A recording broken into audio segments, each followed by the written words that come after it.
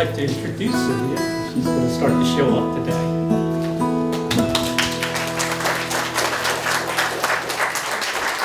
I want to thank everybody. It's so great to see all of your faces. Thank you for your support and encouragement. This is my first show in a gallery ever. And yesterday was my significant birthday, so I'm pretty impressed with the chronology of it. And I was told I should say a few things, so I will, and then maybe somebody might have a question or two. I've been working on these paintings for 2 years, and some of them have gone through different layers, and some of them just got started and went till they were ready. This painting and the two in the end are from my garden at New Jersey by the bay. And it's a garden that has grown over years, and it's a little out of control, but the colors are incredible. And I paint on scene in the garden. And actually, the size of the painting is mostly because that's what fits in my car. So I've painted the garden several times, and then I cut them, and everything except the orchid is from my garden. So I have peonies and lilies and roses, and they're all involved in the paintings. So I work outdoors, and then I bring them in and change them about. And it's the first time I've seen them all together, which is pretty neat. So I hope you like them, and questions would really get me to explain whatever it is you're curious about. Carol? Do you have a favorite and why? I do, and it's this one, because the immediacy of it, and some have gone through changes. This, I was out in the garden, and I started, and a few hours later, I was done. And I knew it was done, and you don't always know when to stop. So this was one of those times that I was able to stop and just say, it's fine just the way it is. Isn't that the one that you gave to us in our house? Like the vase? Well, it's similar maybe. I don't think it's the same painting. It has a different color though. Yeah, well, sometimes I do a couple of them, but I'm glad you recognized it. Explain to us your technique.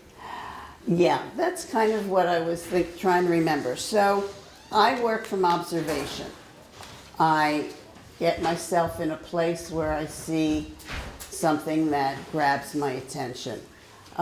Like in this one, the movement grabbed it and the color. I focus on color and paint and space because this is not my garden. My garden is miles away in New Jersey. But I am bringing you the impression that I had at the moment.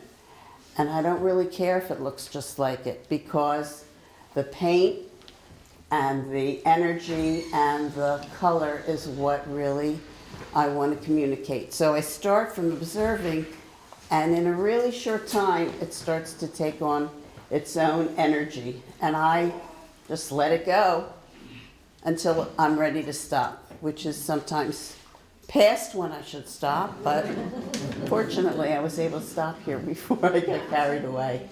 And it can take a day.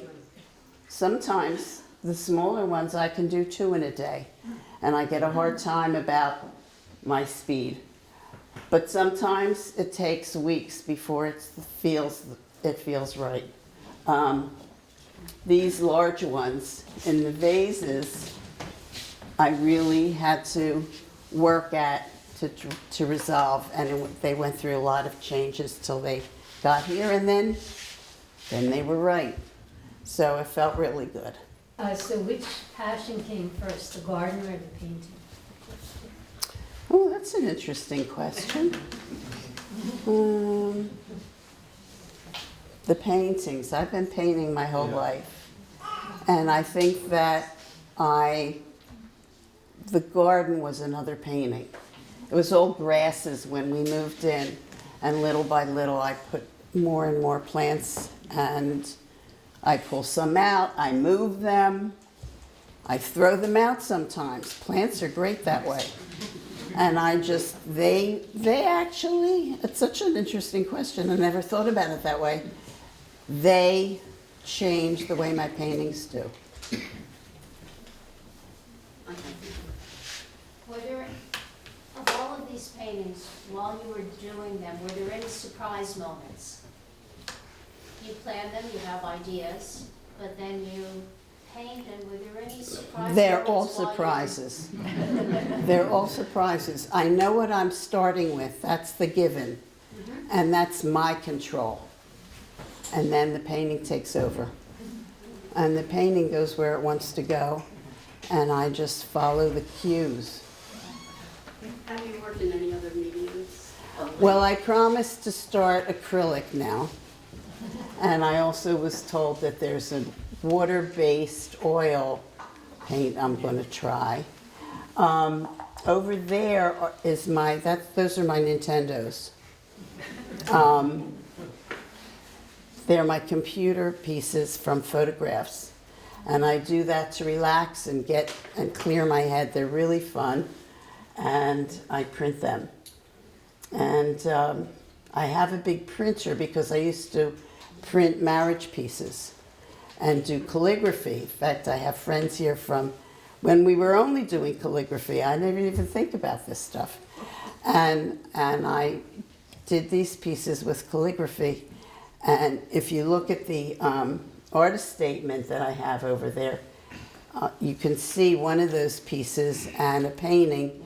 And it was pointed out to me, and I started to think about the connection between my brush strokes, my color, the movement, with the calligraphy, and how I would approach the calligraphy. The letters and the gestures of calligraphy have translated into the movements and gestures and brush strokes of my paintings. And I didn't realize how related they were, but, you know, in a way, these are my letters, my own alphabet that I just sort of am evolving as I work. Carol? You had much more elaborate frames in the past on paintings you've done, and I see that you've gone to a simpler frame. I won't tell you my opinion how you did it. Well, I have my wonderful framers here from Philadelphia Frame Company at 17th and Pine who did these, and I like that they simplify things enough to really see the paintings and not distract I agree. from, do you? Good, good. Giovanni, my teacher. So, who are the artists that inspire you to the artists that you're looking? Oh, that's such a good question. Well, anybody that I've painted with knows that Diebenkorn is my favorite. Yeah, Diebenkorn uses space in his middle period. He uses space, shape, color, and he paints. This is what got me moving, I think, in my direction. He paints objects, chairs and doorways and fields and people and paintbrushes. But although you can see them, the painting is not about them. The painting is about the color and the space and the movement. And I just started getting into Delacroix because of his color and his brushstrokes. And again, it's about something in the beginning. It tells a story. And then he says, oh, just pay attention to the orange. And that's what I'm trying to do, to begin with something, but the painting is not about that something anymore. So, not a question, but a comment. I really like your whites because there's so many colors in the white, like in that tablecloth and over there, and also your white flowers. So, good Yeah. work. I only have one red flower in the garden, just one. Everything else is lighter colors. So I really like painting that one. That's what the top left is, because the red just pops out. What determines your background? I assume you do your flowers first and then do the background around it? No, I do it all at You once. do it all at It's just once. about, Just say, yeah. oh, this pink needs to be here and that. I just move around all the time. But that goes back to my calligraphy. You know, it really does. Just because you don't have to worry when you're making letters, they can just be all over. When I'm doing this, I can put whatever I want, anywhere I want. Talked about you were going to be starting to look at acrylics and other media. So what are the challenges and benefits of working in oil versus the other media? Well, I don't really know yet. I have to start exploring, but oil paints are just so yummy. They're not good for you. They smell terrible. And I have a new studio that's nice and big in my home, so I needed to get rid of the smell because it's not very healthy. But the paint is just delicious. So we'll see. Hopefully I can get that in the acrylics too. So these four, I almost see as figures. They're so very, the relationships within each piece is so strong that they almost stick, they're almost metaphoric for people. And the others are absolutely floral. Which one was a transition piece? This one. This one? Yeah.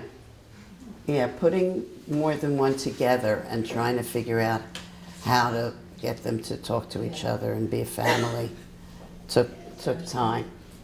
Because the setup actually had these on different levels and fore and aft. But I think doing this, I learned that it didn't matter. And it could be confusing, and that was okay.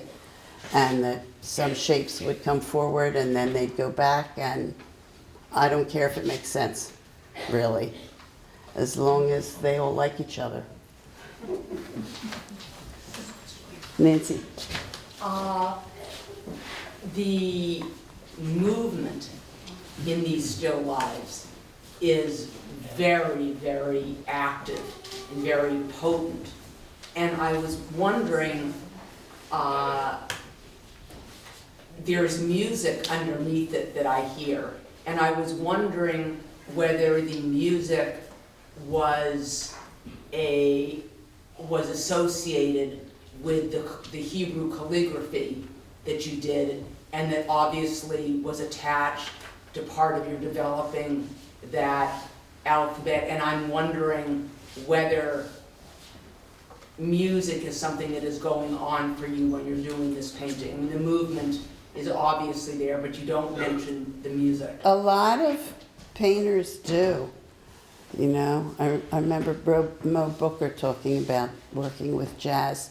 I grew up with a lot of music in my home. When I'm in the studio, I silence. I don't even know why. I don't put music on at all. Do you hear it here? I mean, is it in these paintings for you? I don't know. I'm going to pay attention to that, maybe. Because there's no recordings or Pandora or anything. I just have quiet for whatever reason. So I don't know. Maybe I'm singing Bonnie Raitt in my head. I have no idea.